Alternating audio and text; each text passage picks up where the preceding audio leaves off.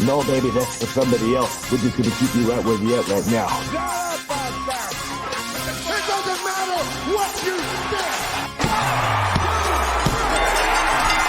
think. The Wrestling Realm presents Break It Down with Brian H. Hello, ladies and gentlemen. Brian H. Waters here. Now, today is the 45th anniversary of the Intercontinental Championship. So I figured, guess what? You know what? I'm going to talk about 5 of my favorite champions. And here they are. Number 1 is The Miz.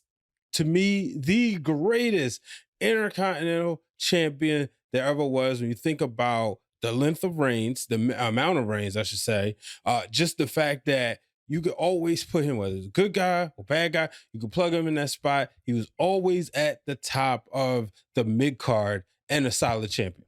Number 2, Chris Jericho. Now, Chris Jericho is somebody who's always went out there and said, this is the title that he always wanted, him being a big fan of the Macho Man, Ricky the Dragon Steamboat match. So that's the reason why this is his favorite championship.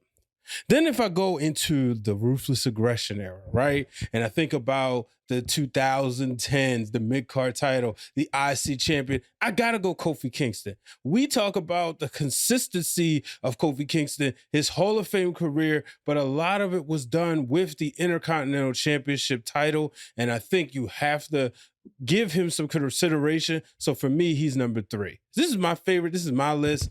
Number 4, Mr. Perfect. When I think about my childhood, growing up at the tail end of the golden era, it was Mr. Perfect who held this particular title and using it to help elevate other guys like a Bret the Hitman Hart. Bret Hart doesn't go to the next level without that 1991 SummerSlam match with Mr. Perfect. And the last guy is probably the one who's the coolest. He oozed with so much machismo. And that's Razor Ramon. Razor Ramon, the greatest, one of the greatest Intercontinental champions, somebody who easily could have been a world champion. You look at him, his career, you think about Razor Ramon. Yes, he could have been a world champion somewhere, somehow, someday, but he never had that opportunity. But when it comes to the IC title, you think about the ladder match. You think about